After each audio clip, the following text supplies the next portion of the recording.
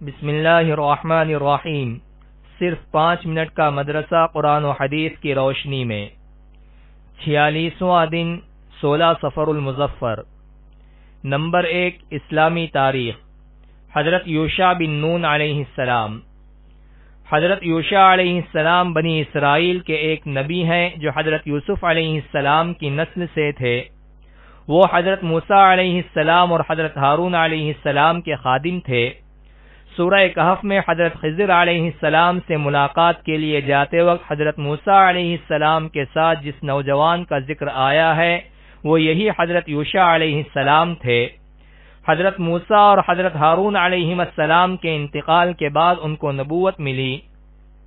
قوم بنی اسرائیل کو انہی کی قیادت میں 40 سال کے بعد اللہ تعالی نے میدان تیس سے نکال کر بیت المقدس تک پہنچایا۔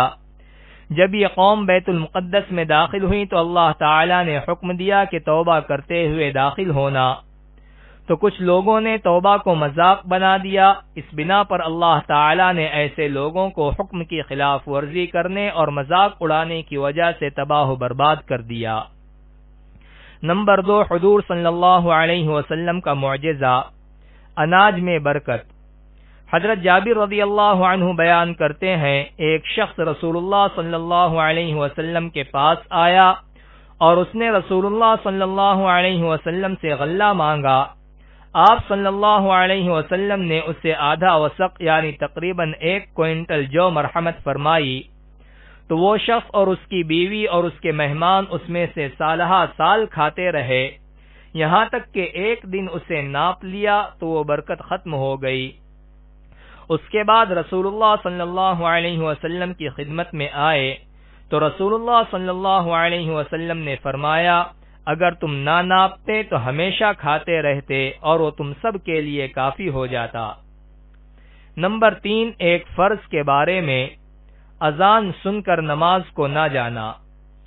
رسول اللہ صلی اللہ علیہ وسلم نے فرمایا، جو شخص اللہ کے منادی یعنی مؤذن کی آواز سنے اور نماز کو نہ جائے تو اس کا یہ فعل سراسر ظلم، کفر اور نفاق ہے۔ نمبر 4 ایک سنت کے بارے میں، سوتے وقت یہ دعا پڑھے۔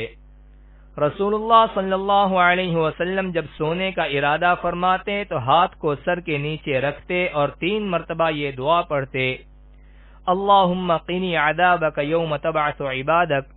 ترجمہ، اے اللہ مجھے اس دن کے عذاب سے بچا لیجئے جس دن آپ اپنے بندوں کو اٹھائیں گے۔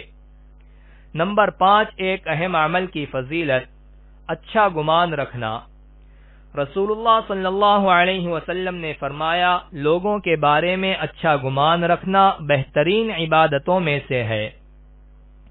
نمبر 6 ایک گناہ کے بارے میں، کسی پر تہمت لگانا گناہ عظیم ہے۔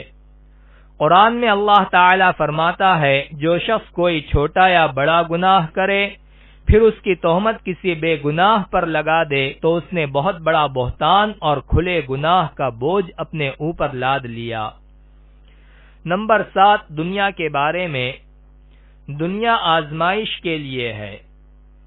قرآن میں اللہ تعالی فرماتا ہے، ہم نے زمین کے اوپر کی تمام چیزوں کو زمین کے لیے زینت بنایا ہے تاکہ ہم اس کے ذریعے لوگوں کا امتحان لیں کہ کون شخص اس میں زیادہ اچھا عمل کرتا ہے۔ نمبر 8 آخرت کے بارے میں، جہنم میں آگ کہاں تک جلائے گی؟ رسول اللہ صلی اللہ علیہ وسلم نے فرمایا، اہل دوزخ میں سے بعض کو ٹخنوں تک آگ جلائے گی، بعض کو گھٹنوں تک، بعض کو کمر تک اور بعض کو ہنسلی کی ہڈی تک۔ نمبر 9 طب نبوی سے علاج، 3 سانس میں پینے کا فائدہ۔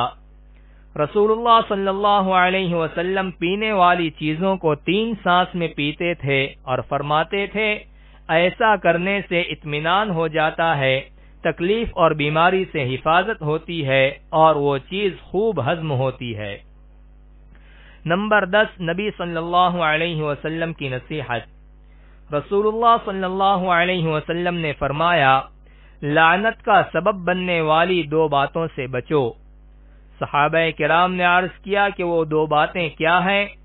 رسول اللہ صلی اللہ علیہ وسلم نے فرمایا، ایک یہ کہ آدمی لوگوں کے راستے میں پیشاب پاخانہ کرے، اور دوسرے یہ کہ ان کی سایہ دار جگہ میں ایسا کرے۔